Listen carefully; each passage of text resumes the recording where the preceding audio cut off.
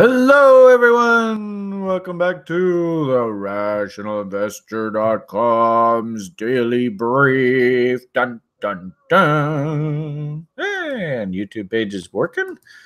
So great to see everybody back in the saddle here this morning. Oh, wow. Nice full lounge we got here today. And we got a bunch of people hanging out on YouTube. So good morning, everybody.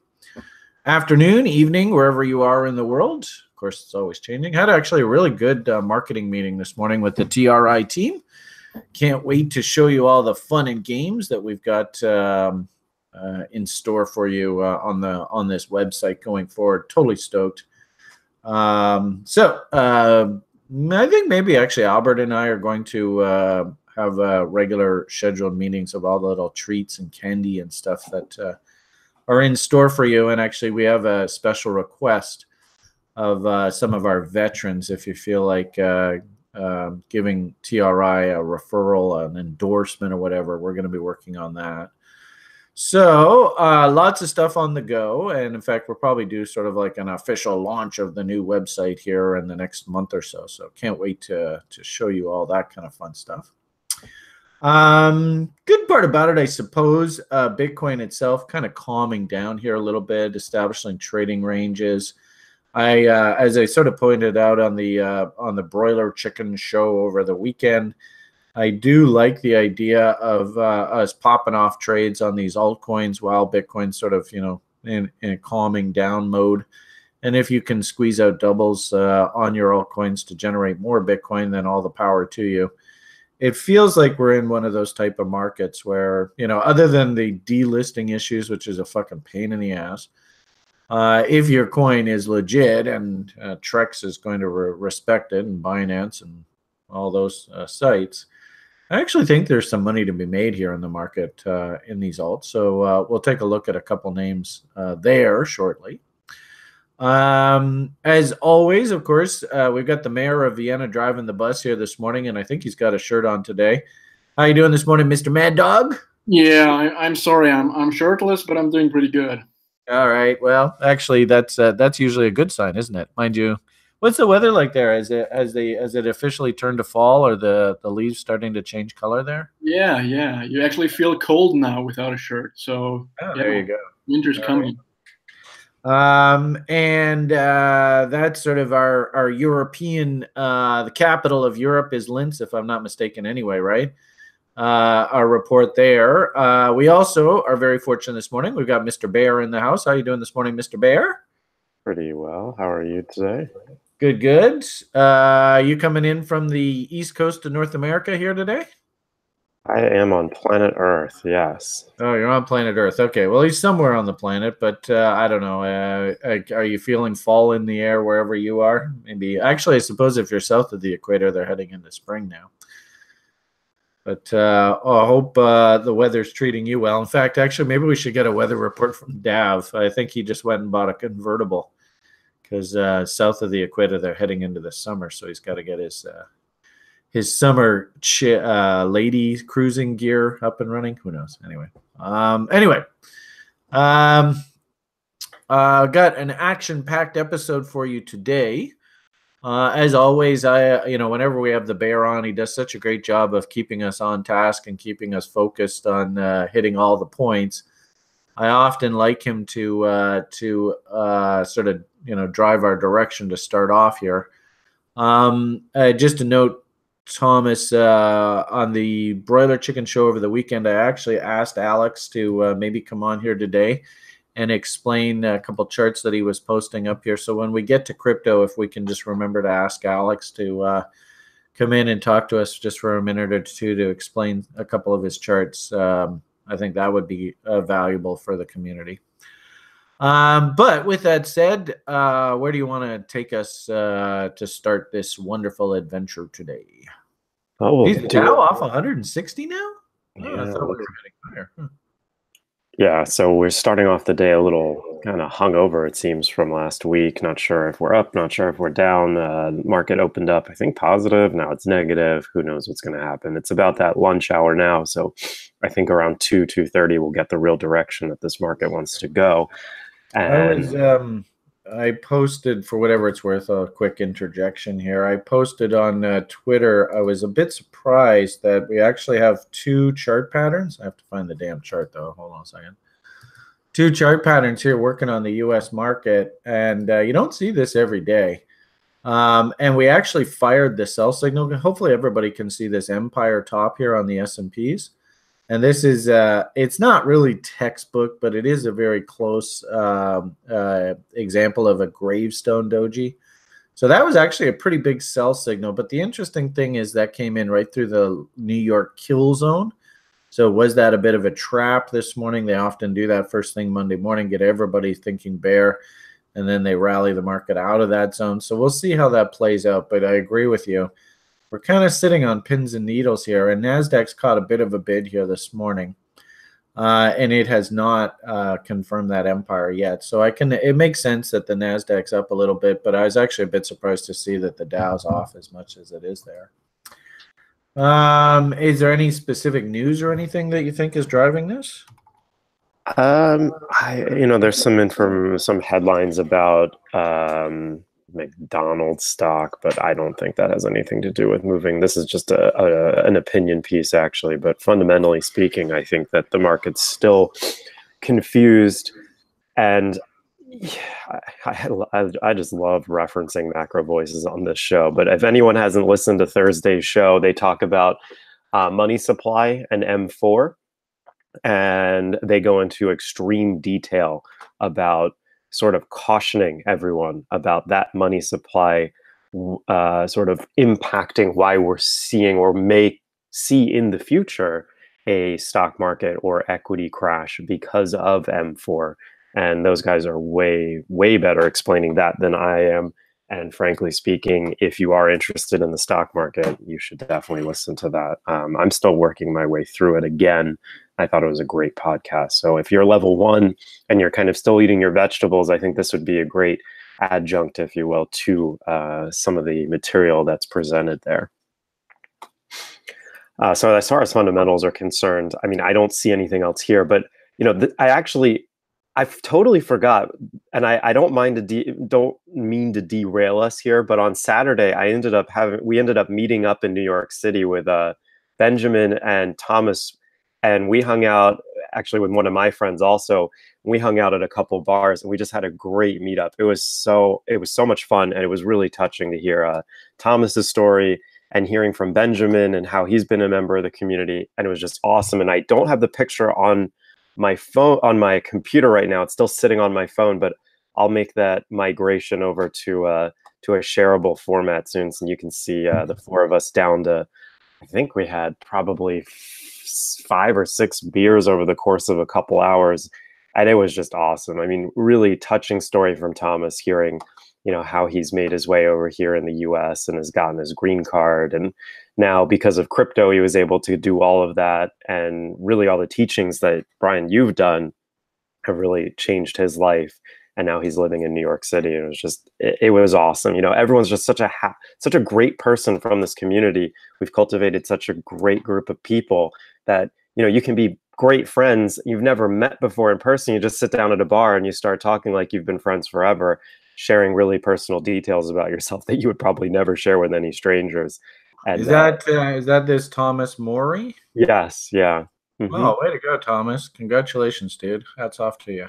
Yeah. And there's Benjamin, son of a bitch. Glad to see that you're still alive. So, and I've been wanting to hook up with Benjamin forever. I mean, literally, he's been around TRI since day one. So it's fantastic that you actually got to meet up with Benjamin. So is he as sweet in person as he is online? I hope so. He is such a great guy. You really need to meet everybody. I mean, he and I had some great conversations about his scripting, about the community. And if there's anything that I'd like to say on air, it's that we would love more feedback, because Benjamin was always saying he's publishing all these scripts, but nobody would ever tell him how to make them better or if they were using them. So he didn't really know if they were useful or how to make them better. So please, if anyone's using Benjamin's scripts, let him know how much you like them. Let him know, if you want them improved upon. And the same goes for us here on the Daily Brief. We don't really hear from you guys about what you want more, what you want less of. Please let us know. You guys are listening to us day in and day out.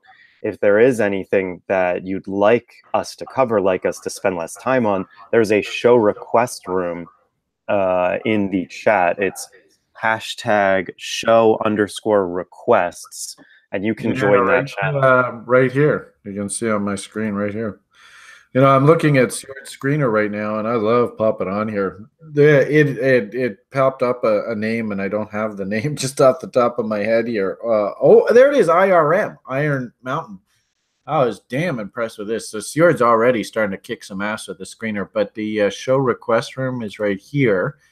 Didn't see too many posts recently, so I haven't actually been looking at it too much, but I'll definitely make a concerted effort to try and post some more.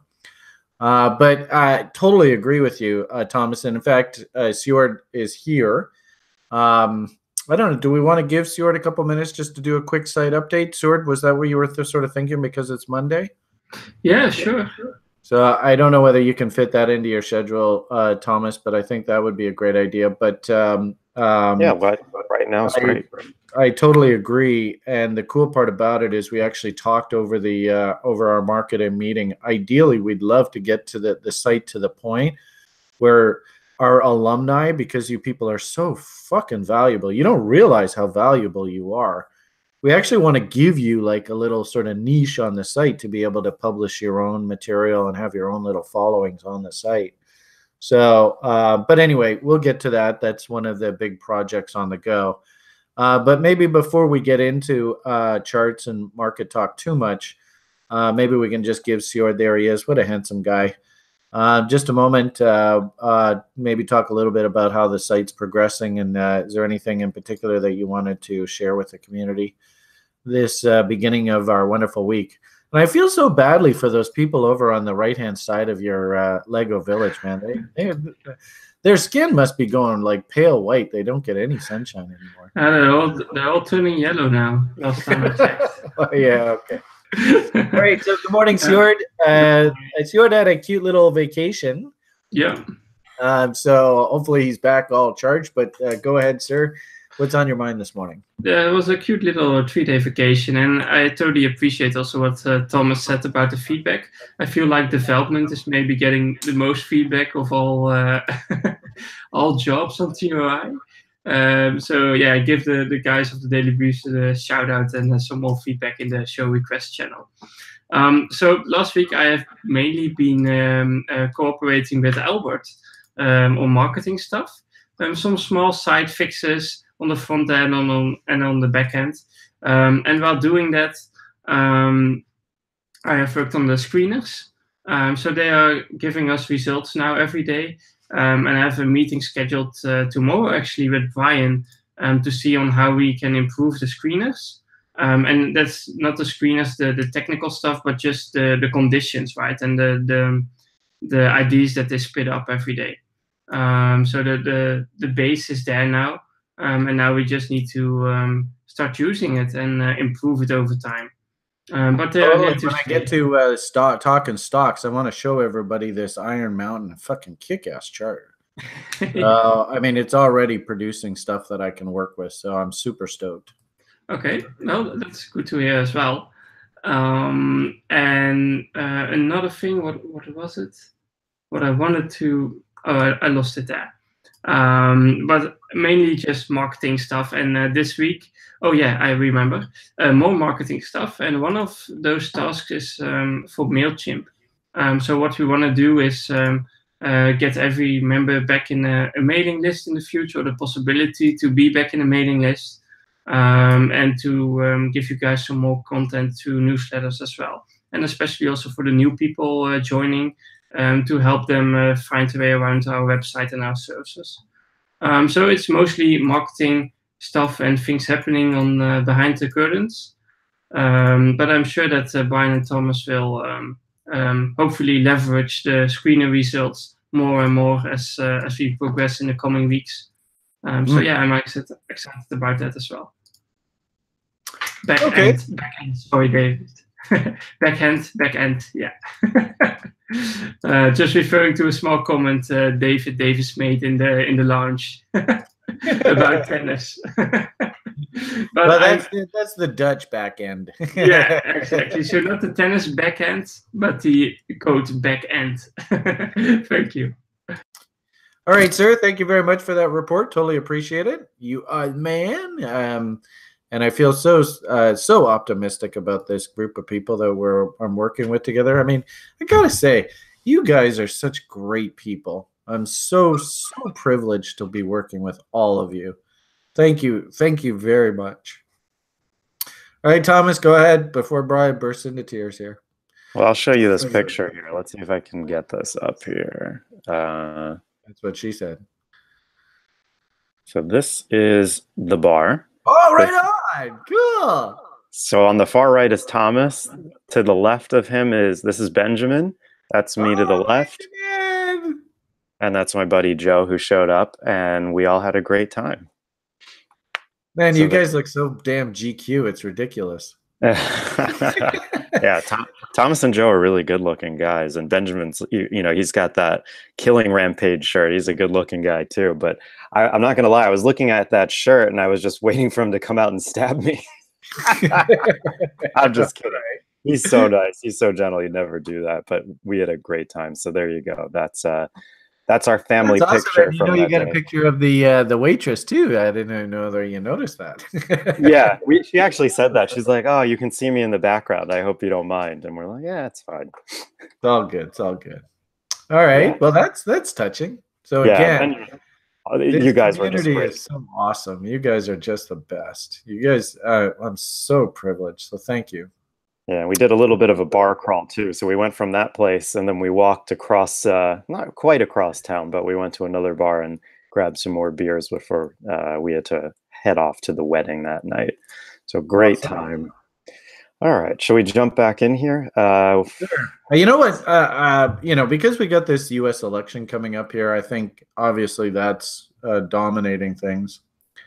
I guess I saw the Mueller investigation dropped the hammer on some Russian lady over the weekend. Then, of course, Mr. Trump sort of saying, well, this is all politically oriented, blah, blah, blah. I thought one thing I thought was so cool was the Florida race. I think it's the mayor of Miami. I'm not quite sure, but he's going up against a GOP guy.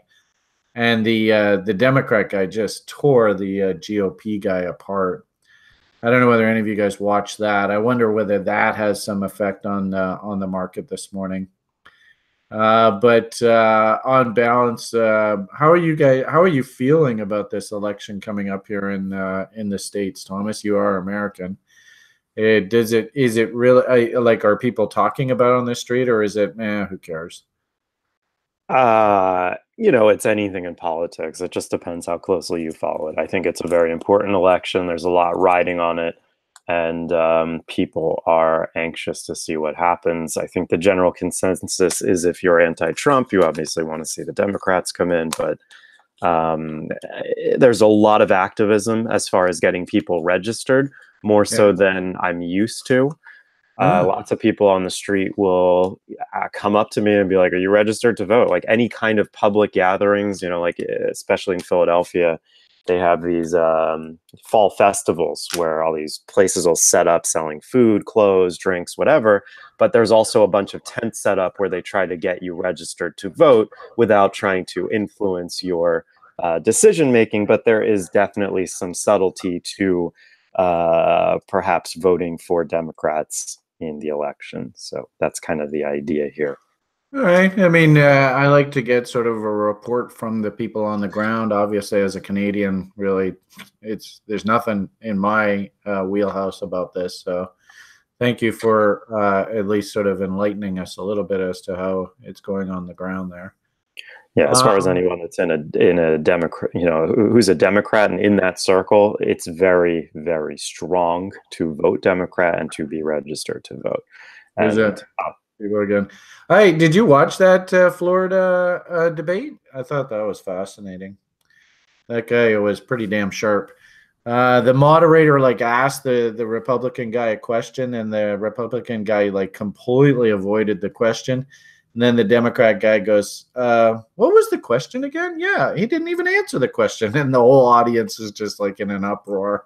It was funny. Okay, so politics aside, we'll see how that plays out. That election event is in, I think, about 2 weeks, right? The election, I think, is on the 6th. Tuesday. Let's keep basically, I think the markets are going to be dominated by election stuff over the next couple of weeks. We do have, actually, we're past options expiry here, so we're kind of in a black hole right now and market-wise. I did see a comment, though. I thought it was interesting. There's a blackout period for U.S. corporations. They're not allowed to buy their stock back. And, of course, American corporations have been buying their stock back in droves here. And they're not allowed to buy stock back in heading into their earnings window. Technically, it's supposed to, they're supposed to be quiet through that period. So I did see some people saying that some of the reason why the stock market is coming off here recently was because of that quiet period. We are now sort of officially into earnings season, so we may see a bit of a bid come back into stocks. But anyway, the point is U.S. dollar seems to be catching a bid. For the swing traders, I thought it was really interesting. I was, just every day I pop in here and check in on how they're doing. The gold swing is still technically working here, so I don't see any reason to touch that. And I was quite interested to see this Kiwi is such a cute little trader, I swear. Put in a nasty little double top here, and then right out of the gate here Monday morning, boom, dumping down. So swing traders, I don't know whether you guys saw that I had posted this, and I was even talking about it last night in the lounge. That seems to be working, and if that's the case, Thomas had on his screen an uppy U.S. dollar index. So we had also had reported a Japanese yen swing short, and based on our modified bot rules, it got stopped at scratch, or I suppose you could even argue it got stopped at trailing here, so a little bit of a profit. But that also seemed to have made a new low here this morning as well. So I can understand U.S. dollar uppy, and if anything, that's one of the reasons why, just FYI for the community, my ultimate goal on my gold options trade, this is the TRI SOF principle, was to use the 50% rule as your target objective, and whatever your intrinsic value of your option is going to be at the 50% level. Well, that ultimately was going to be my target, $2.62. And it was bid 281 this morning, so I just hit the bid. Might as well take a profit. Profit's a profit's a profit. And of course, this was just basically straight up, so I wouldn't be surprised to see some pullback here. And seeing Thomas's chart, US dollar seems to be catching a bit of a bid here. And as I said, this swing gold trade actually still seems to be working here. So I think this chart is more specifically about Barrick rather than gold itself.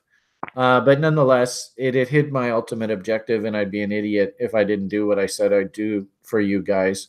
And so just as good role model, this is exactly what I wanted. I wanted at least 262 on my free position. I got it, so Merry Christmas. So with that said, still thinking toppy on gold. I'm actually swing trading, thinking that maybe long swings are developing on energy, which of course would help the gold story. And I even put on my squiggly line theory kind of chart thinking coming out of last night. You can see that Willie is officially stupid. You can see the divergence is building, as it's not confirmed yet. So I'm just sitting here slowly, just patiently waiting for this to develop. But I got a funny feeling that we're probably going to be seeing a swing long and crude developing here over the, probably the course of the week. And I also see the same thing in the Canadian dollar too. Keep in mind, Canadian dollar is very heavy energy related, but Willie's stupid. We have divergences trying to come in here. No clear bottom yet, but I could definitely see, I suppose we could even do like reload zones heading off of the top of the Canadian dollar back down to the bottom. So it shouldn't be shocking if you did see some sort of pivot here on the loonie and sort of energy. Now we're down into sort of this reload zone kind of area. So what are you know, I did see that you had the US dollar index itself. I just want to comment on a bit on those things. I saw on your chart that you had the US dollar sort of pressing up against highs. I see on your chart here, Euro's pressing against its lows. What are you seeing in currency land these days?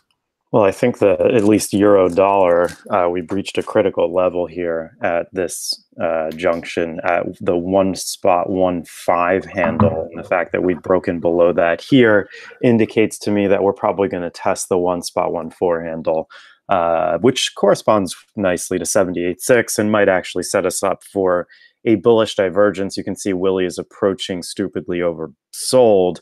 And I think that needs to get into this level down here in order for this to sort of play itself out. And we're in the process of doing that. How quickly that a big AB equals CD that's actually looks like it wants to take us through that 113 level, eh? Jesus. Yeah, that would be devastating here if that actually happened. I'm not convinced that's ready because we really need to see the US dollar perk up and blast through a couple of its levels. And you can see this ABCD that Brian just talked about is down around 1.123, and that's way below the lows of the summertime. And really, it hasn't been this low in a while. So if that does break down, that essentially means that look at that bear divergence, though. Wow, that's incredible. Yeah, there's either an Italian bond market crisis. Yeah, exactly. So Italy's in the shitter. I can understand why people are like, just get me the fuck out of the euro. I don't want to be anywhere near there. Americans are continuing to raise interest rates, so there's lots of incentive to buy US dollars. How's the Brexit thing? Actually, maybe we could get a report from the ground. Bobo, you're in the UK. You got a microphone today, Bobo? Anybody else? Raph, Bobo, you got a microphone? I do. Hey, there he is. Bobo, this guy's one smart motherfucker. So can you maybe give us an update on what the Brexit sort of situation is? Brian, I don't even read any of the news here, to be honest. I just refuse. I refuse to read it. So it's I set you up there just to get. Okay, go ahead. Sorry. Does anybody there in the UK know what the fuck's going on with Brexit? I think they're still faffing around with plans. Okay. I haven't looked at the British pound in particular. But I'm just wondering if maybe that's influencing the euro sort of heaviness here. Alex says there's a problem of Irish border that wasn't resolved. Okay, too many problems. All right. Maybe that's the non-event. I apologize. I don't know, Thomas. Do you have any sort of additions? I do like your talk about the Italian politics. That makes a lot of sense why people are sort of leery about the euro right now. Well, it's very much up in the air right now. There's a lot of uncertainty as to what plan is going to be accepted in Brussels, as far as whether they're going to be okay with whatever the Italians propose. There's some issues with the politics in the country. Some guys are being more conservative. It's very much a mess, and that's kind of why I think we're seeing the market it's like a tug of war, really. Whichever news comes out on a given day, you see the market move in that general direction. And I think that's because there isn't a consensus as to what the proposal will be. So that's what we're waiting for here. Sorry to derail you there. Okay. I see that you have a crypto piece on your screen. Is that a subtle hint that we shall make a transition now to crypto land? Yeah, there's a lot of stuff that needs to be covered news-wise today, so I figured it seems like we've gotten our fair share of equities, unless there's anything you want to cap us off with before we transition. The only thing I would probably add is everybody should just keep a close eye on the screeners and where the hell's that page? As I had sort of said before, Sjord was doing his presentation, I saw this IRM. What a cute looking little chart here. But of course I got to find a, what the hell? Let's put it over here. IRM. If anything, I like the evolution of the screener. Seems to be heading in a good direction. Hopefully everybody looks at this. That's not what I want. And sort of sees, okay, well, I can kind of understand the double bottom here. Maybe I'll work bids at gaps, those kind of things. Hopefully you can all see that basically we've come right back down into reload zones and starting to show signs of turning here. So I'm going to be actively watching the screeners as they come up here. Nothing that I would just say, okay, we got to pound the table, go out and buy right away, but not a bad idea just to pop in here and see if you see any W's forming and whether you have location, divergence, all that to frame your trade. So I will be keeping an eye on this. I like to see that this is sort of building out now. And as he said before, feedback always greatly appreciated. Stuart and I are going to be working away on this, but I don't think there's anything, pressing that it's like, holy crap, I have to talk about that in particular. As I had sort of said to start off the conversation today, I just want to put that back on there. Yeah. I'm still thinking that the stock market could take one more thumping to the downside here. And I guess we have that. Ooh, Dow's coming off here a chunk now. And believe it or not, guys, I'm actually thinking that the NASDAQ has to come down to this 158 here. So I'm still looking for this event. And on that kind of event, that's actually when I'm going to be thinking about liquidating my remaining sort of tech short proxies.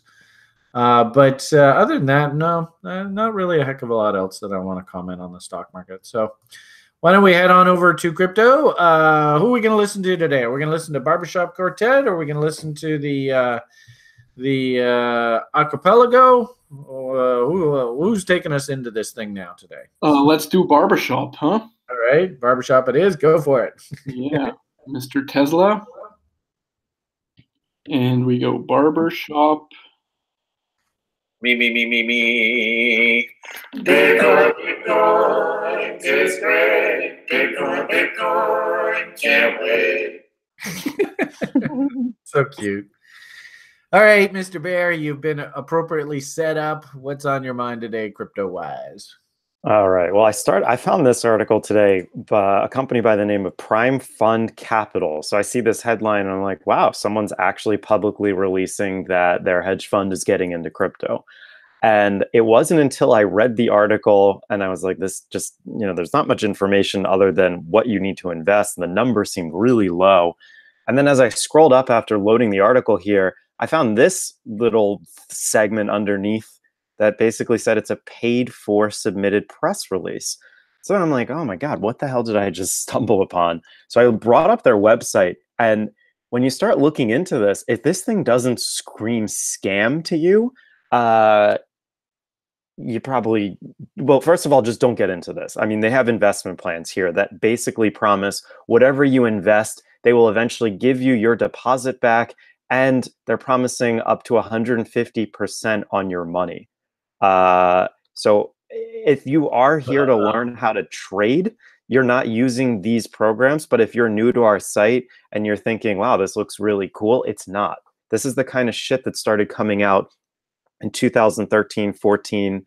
I mean, it comes out periodically, but all of these types of places, if you remember the cloud mining guys, for a while, that was really good, but they ended up going belly up. If you remember some of the other bot.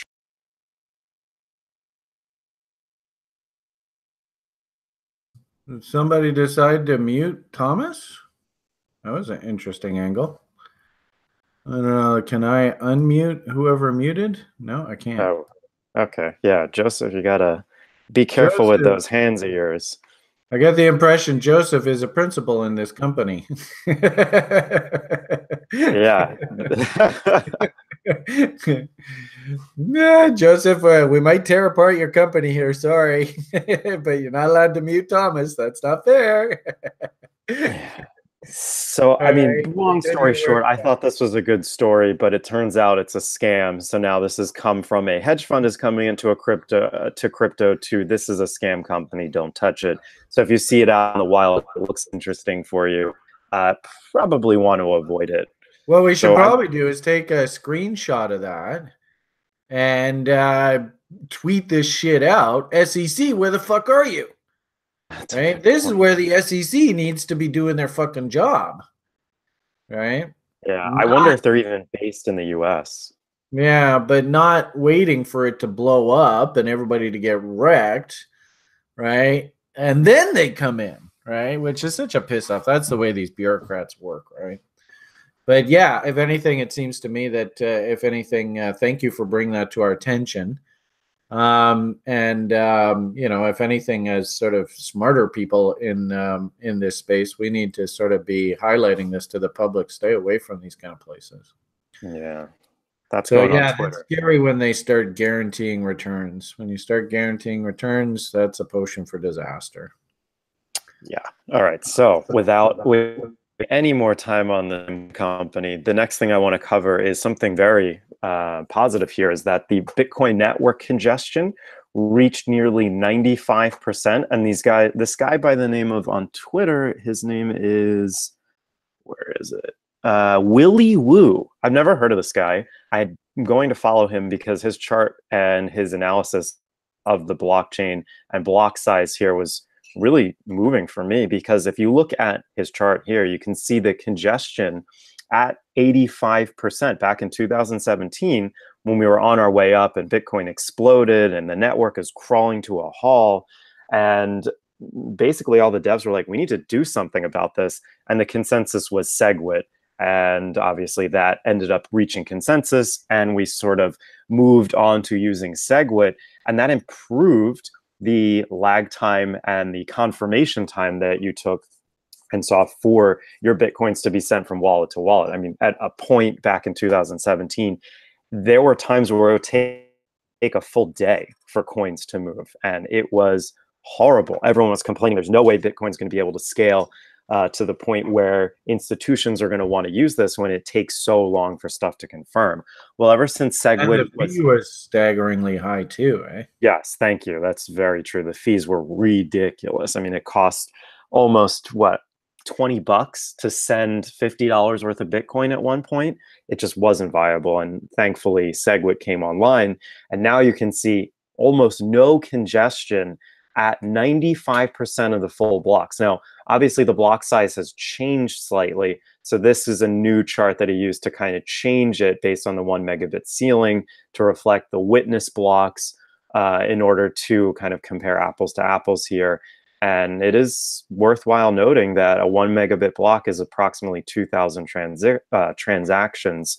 And yeah, and the other part is that the blockchain network still can only perform 7 transactions per second, which is obviously very, very minuscule in comparison to, say, a Visa or MasterCard or American Express network that processes, I think it's on the order of hundreds of thousands of transactions.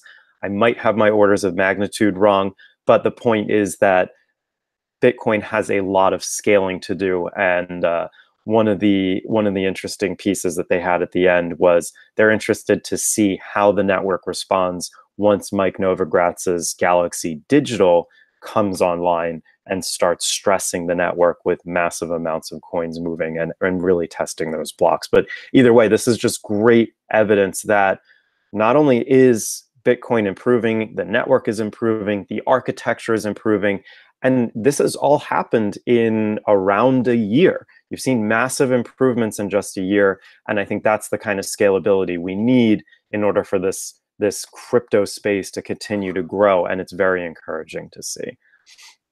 Yeah, it does sound good. I guess the only issue is how does Lightning Network fit into all this? Yeah, that's a good point. I think it's difficult for them to measure it because the Lightning Network is kind of your off-chain sort of individualized group. So let's say it functions as an individualized group. So we could say start something called the TRI network, where we decide to all do business with each other, and we don't need to broadcast our transactions to the blockchain until we decide to settle. So if I send you 1 Bitcoin, you send 1 Bitcoin to Alex, Alex sends half a Bitcoin to, you know, Thomas, and then Thomas sends whatever. You just keep doing transactions between each other, and it happens very, very quickly because you don't need to confirm these transactions on the chain itself. This can all be done on its side chain called the Lightning Network, and evidently this is working to some degree. There's a couple of people in DC, the Lightning Labs. You can follow them on Twitter. They've had their network stress test a few times over the last few months, and I believe it didn't work out the way they wanted it to.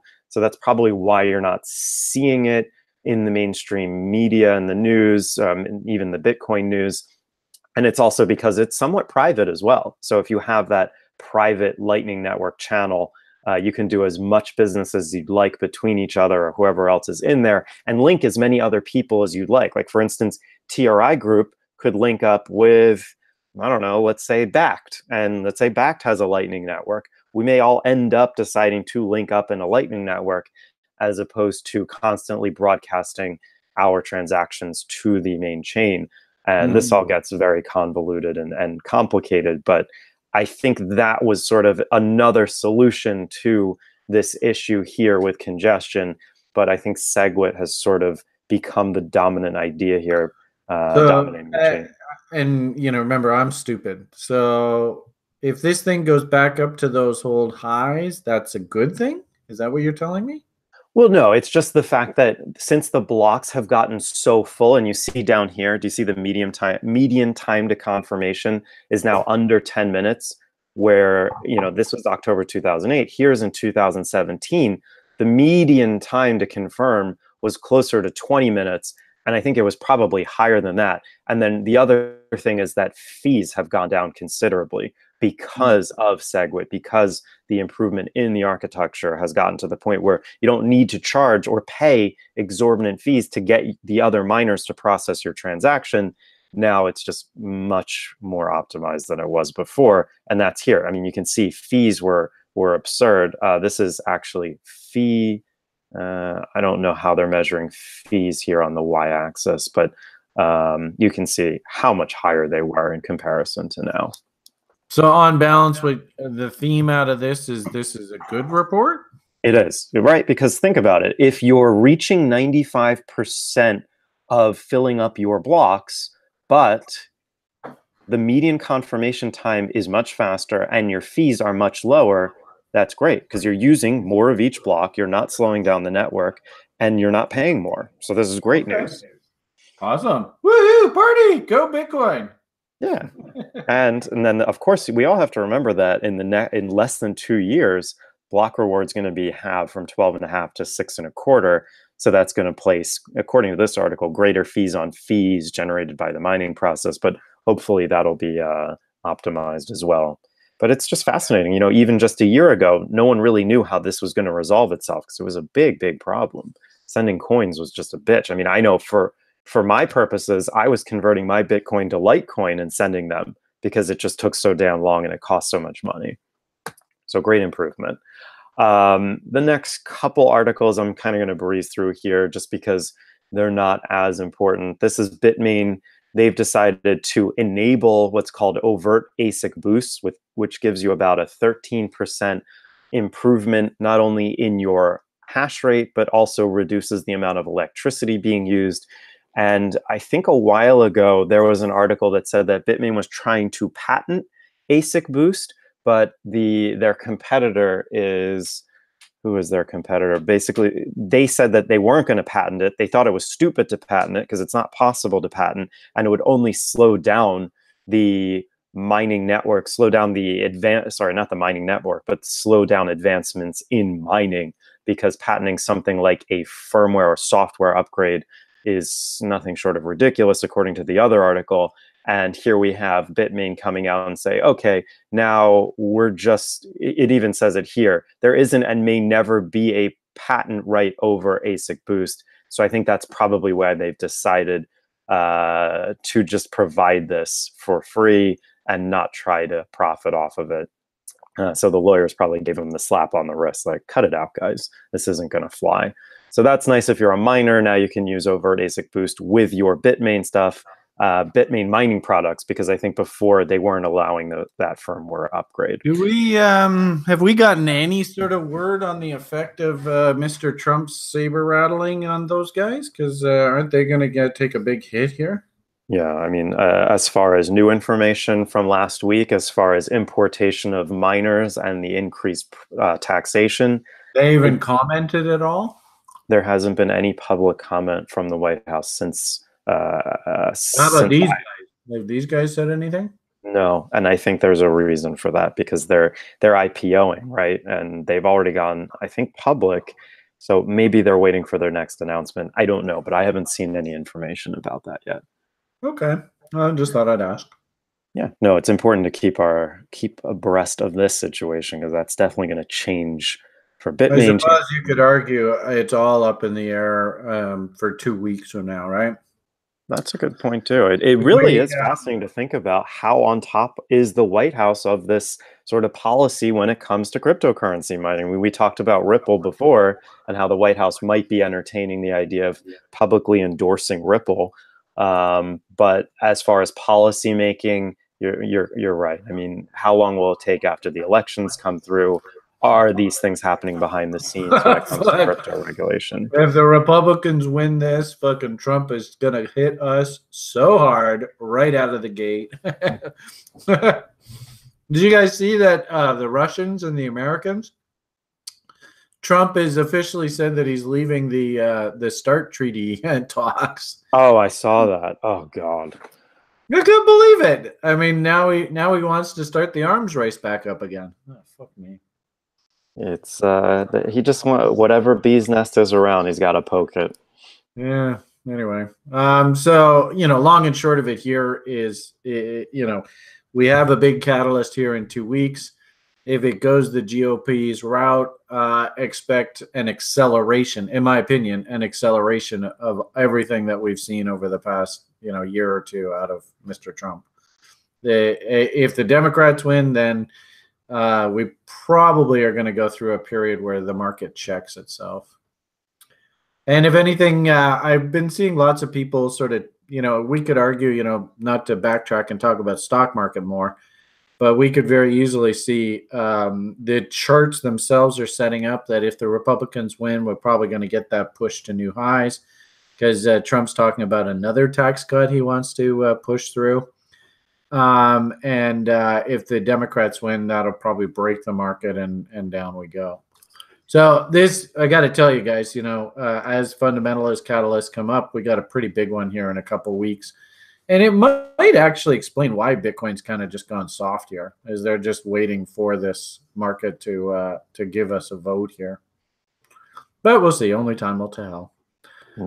So speaking of which, should we take a look at some price action, or is there any other news that you wanted to talk about here while we got these good people? Yeah. You want to talk Tether? Oh boy, here we go. Well, it's just interesting to see that the Tether dominance has declined to a 3-year low. Looks like it used to be about 96% in September, and now it's down to 92%. And they're claiming the reason for this is because of other stable coins.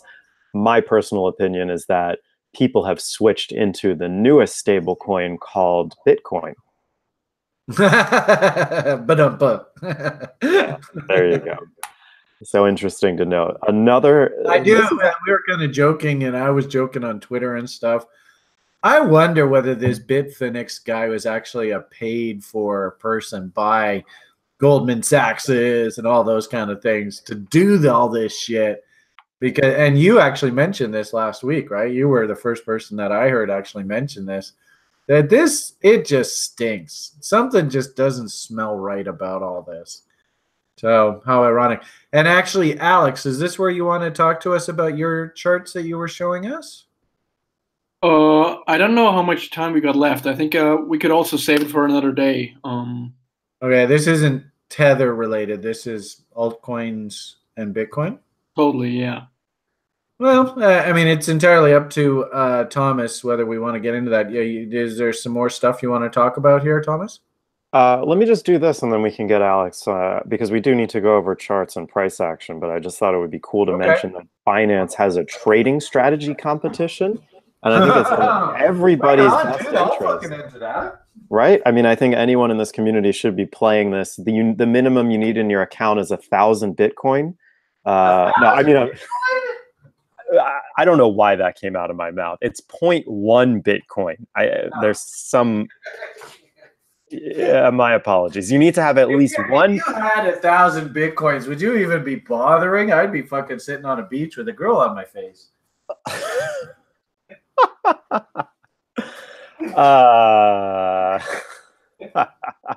So you need 0.1 Bitcoin at the start of the competition, which I apologize for being late to bring this to us, but I just found this today. This was on the 18th that this competition went live. So we're about 4 days behind schedule if you want to start catching up to the rest. And I think this goes until November 1st.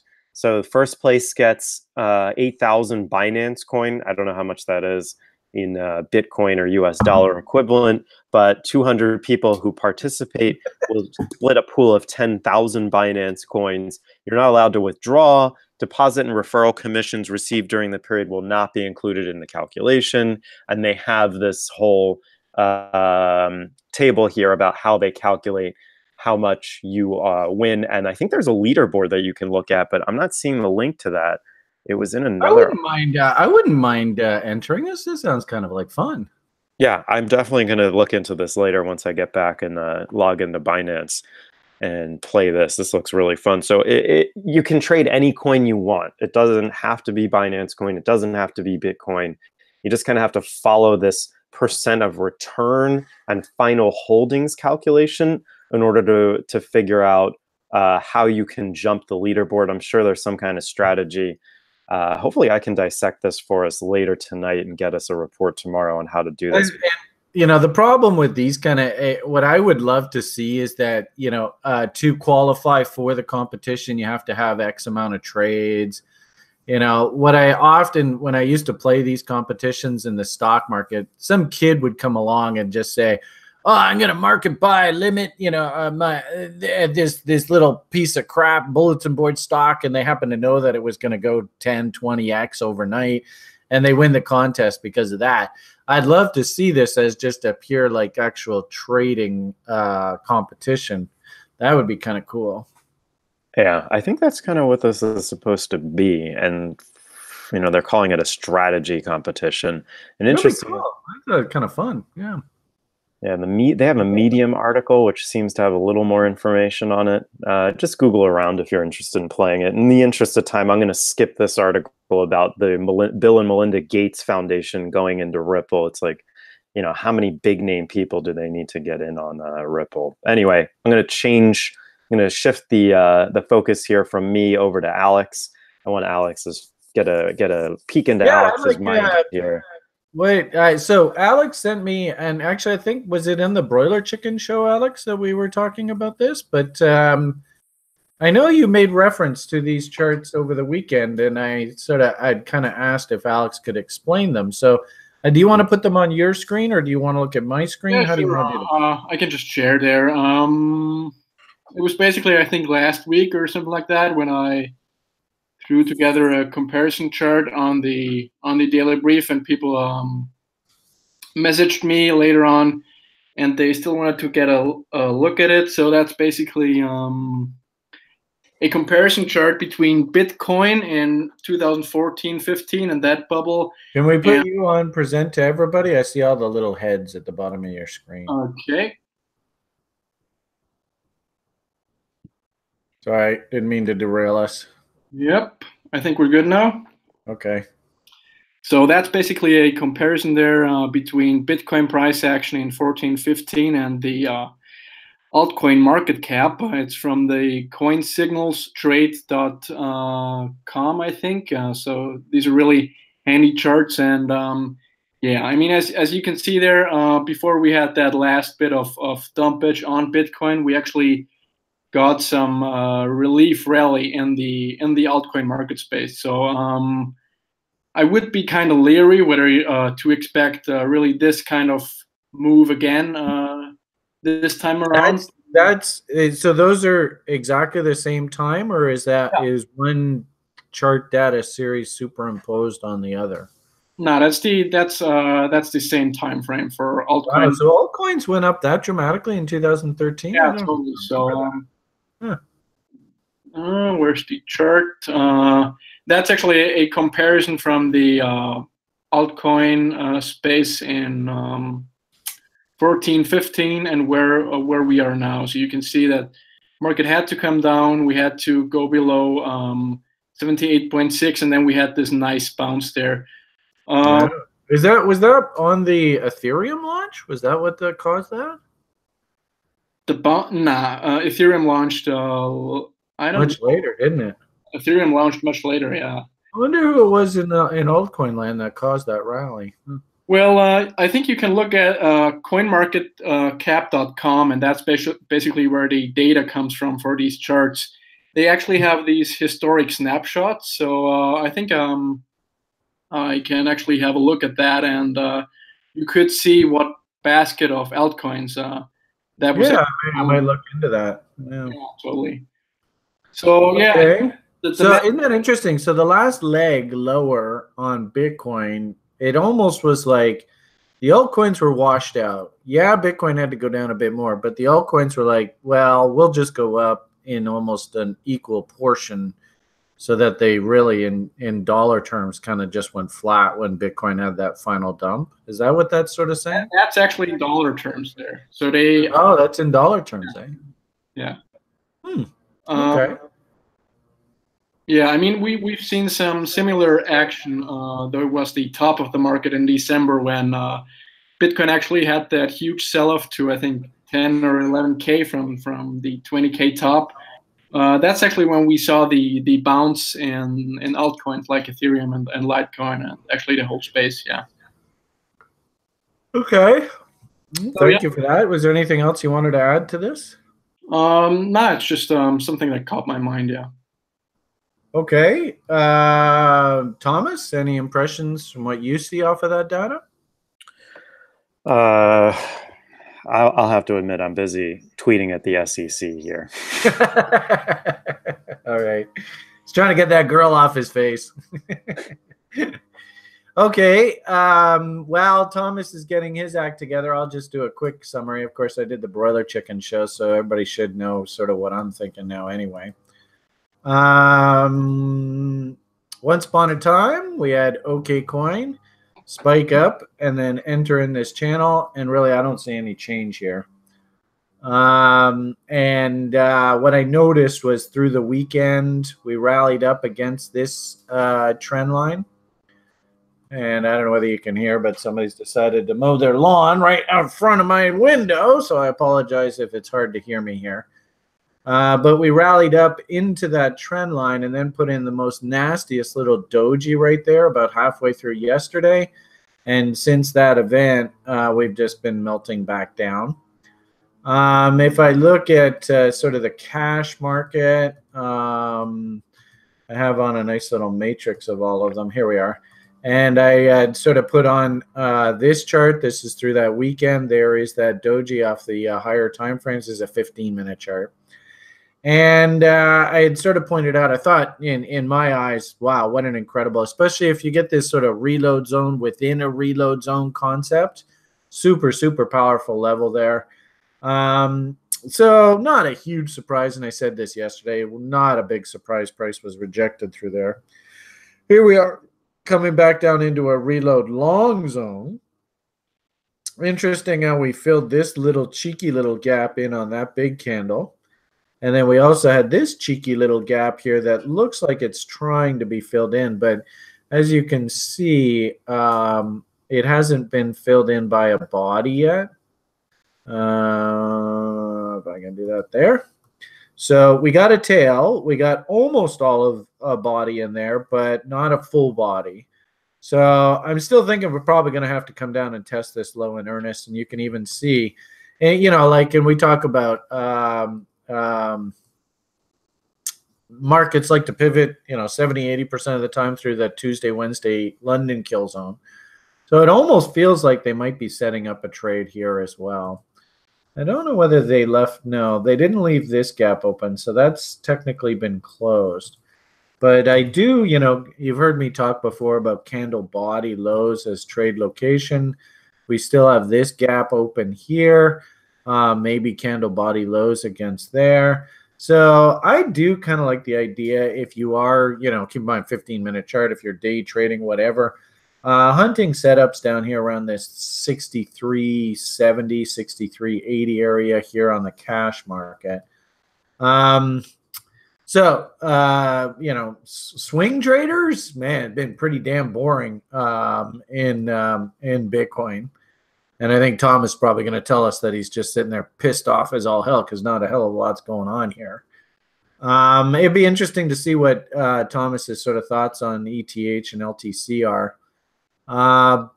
Day traders, yeah, I could see the aggressive day trader hunting setups. Where the hell was that? Through liquidity, trade location zones. I could see that. If anything, I want to get Alex, and this is Alex Bajan, now out of Bucharest. Is that correct, Alex? Did I get that right? I'd love to get him on to the point because he's getting really, really good at identifying the opening range trades first thing in the morning. And just get maybe a report out of him, what he's seeing coming out of the opening range, because he's doing some great, great work on that. So hats off to you on that, Alex. So I can understand the day traders having some fun in here. But as I said, swing traders, kind of boring right now. And position traders, of course, ironically enough, we're stuck here.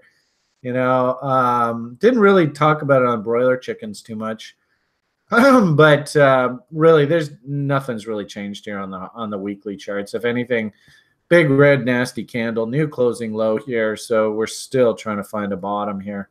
So we haven't turned up in earnest yet for position traders. Just a big hurry up and cool your jets. All right. So Thomas, what are you seeing? Are you done tweeting at the SEC here? Do they not have their own Twitter account? I doubt it. Who's going to take responsibility for SEC Twitter account? I couldn't, they'll probably Trump will want to put one of his guys in there to control it.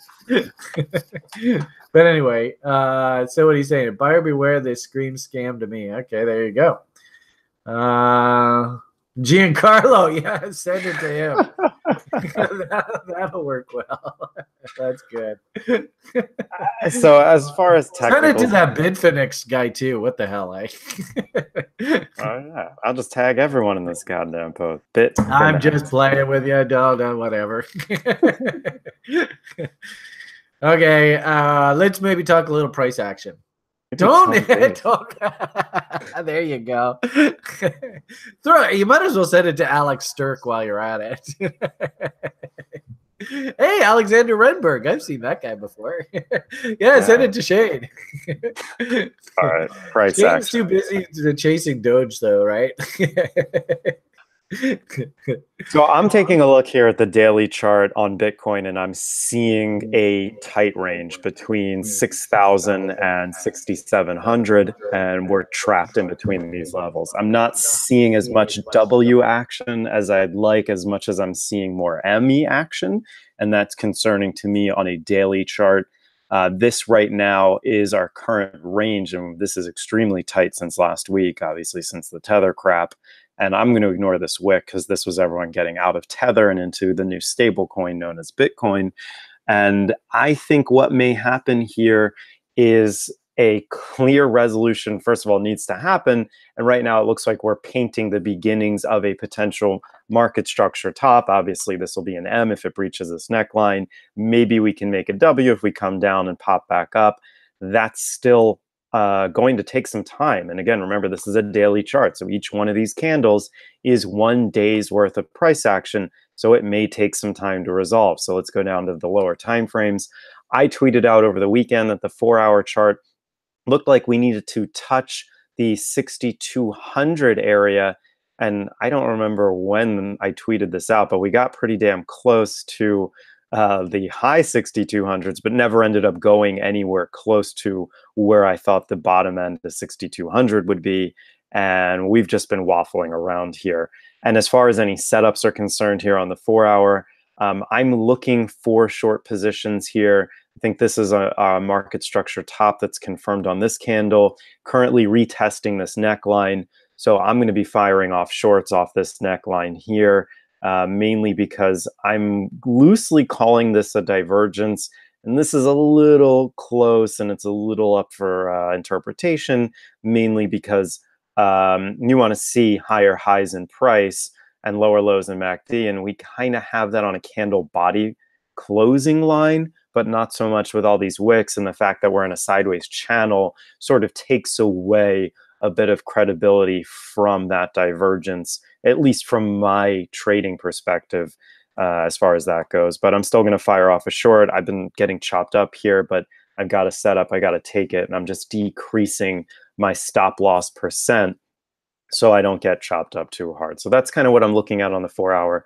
The 1-hour, I think, lends a little bit more credence to at least market structure. But the problem is you now have this bullish divergence working. So maybe we need to retest up around 6,400 before rolling over. But again, this just screams sideways chop to me. And I'm just taking a trade because traders got to trade and I got to set up. But for all intents and purposes, this still seems very hands-offy to me. And the fact that this tail came down here and got eaten up quite quickly into the open of New York seems to indicate to me that there is buying interest as we go down here. So maybe we're forming some type of short-term bottom. I don't know yet, but the market is sideways. That's all there is to it. And as far as Ethereum's concerned, you've got the same kind of look, same setup on the hourly. At least potential bullish divergence hasn't come in as much as it has on Bitcoin. You've got a bit of a moving average sandwich. This is a market structure top, but you don't have any other internal signals showing that this is ready to really roll over in earnest. So let's take a look at the 4-hour and see if we have anything on there. 4 hours got kind of that same wonky looking divergence. This one isn't as clear and the candles aren't actually higher on this chart. So this divergence is invalid from my perspective, but you still have this potential top coming in. But again, point is, this is still sideways chop to me. So we need to wait for resolution of these channels. That's a wrap from me. I would just simply add, I've got a bunch of position trades that I put on, and they're all just treading water. They're all just going sideways. If you can hunt setups off the lower time frames, like I said, Alex's opening range, Thomas's hourlies, go for it. Awesome. Have fun. But off the higher time frame, I see it right across the board on crypto. This is a very, very sideways market, which I like. Me personally, that's what I want, which I know is kind of boring to everybody. But you guys remember this chart. I want, they always say the longer the channel, the bigger the run.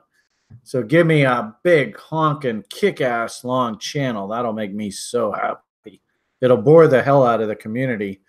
And if anything, get a lot of the looky-loos out of this business. But you want to just keep channeling here for a couple more months here and just consolidate? I would love that. Anyway. I suppose, I don't know, do you want to talk alts? Yeah, there are names, and I've sort of repeated this message repeatedly recently.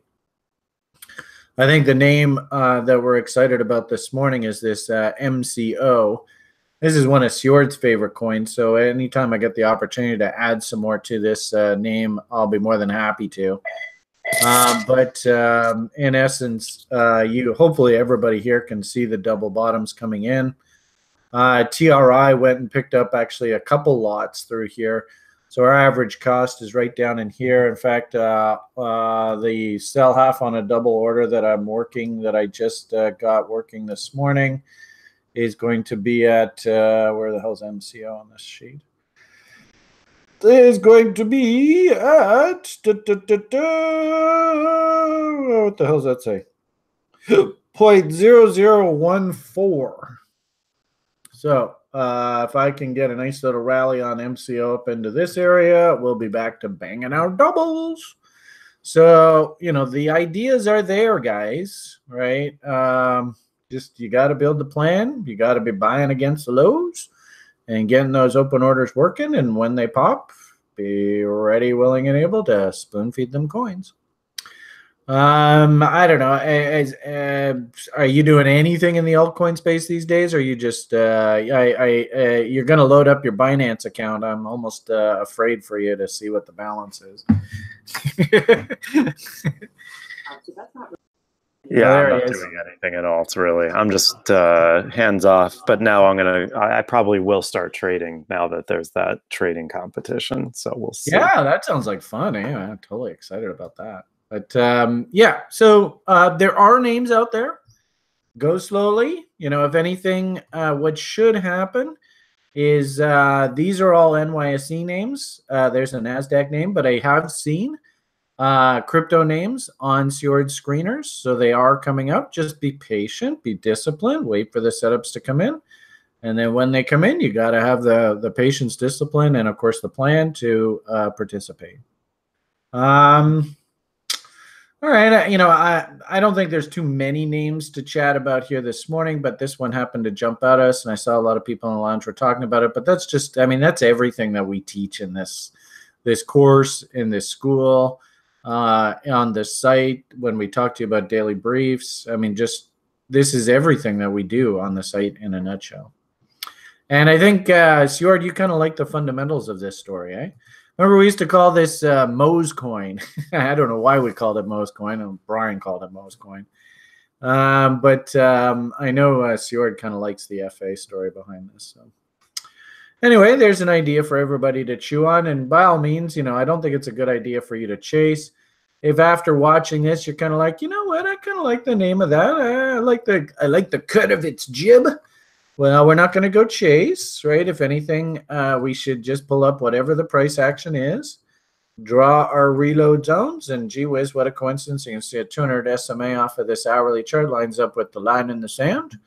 And if you want to be cheeky, maybe even go in and throw bids at, you can see there's a big old gap here. There's also another gap here. It looks like there's a gap up here. So, maybe just nibble away. And see if you can sneak your way in. But everybody at TRI, of course, does not chase, right? You're not going to be buying up here. Okay, so there's an idea for everybody to work away on this morning. We're well past the top of the hour, so I think on balance we've done a pretty good job here. Is there anything else you wanted to impart onto these people before we let them go, sir? I guess that's it. I'm just going through this company site and it's just laughable. They have a document section that has their one document is their certificate of incorporation, which is like who cares? Sorry, I'm just having could totally like Photoshop something like that, couldn't you? Yeah. Oh, they're a reliable taxpayer. Their corporate tax on all. All right. So Thomas is having some fun picking apart scams. Thank you for bringing that to the community. If I hear anybody on TRI is participating in this, tisk tisk. You've been warned. Thank you, Alex, for your conversation about the altcoin market cap charts. Really cool stuff. Thank you, Sjord, for the update on the site. And we had a great marketing meeting this morning, so I'm feeling pretty good about that. Thank you, Alex, for doing such a great job as TA for the level 1. And Grim was here. He's doing just an awesome job teaching the level 1ers. And thank you, David Davis and Chris, Change Society, for your funny memes in the lounge, which put a smile on Brian's face. Other than that, I think I'm done. This is so bad today. Well, what's on your mind here, sir? This is hilarious. They have pictures of these traders, and they have a picture of Helena Thomas. He opened several new promising areas for investment. And then they have Matthew Leonard. She showed profitability of 300%. Oh my God, this is great. If anyone needs a good laugh, come on over and check this site out. I'm done. All right, well, so now you know what Thomas is doing today. All right, guys, what do you think? Alex, shall we head off into the sunset here? Yep. Okay.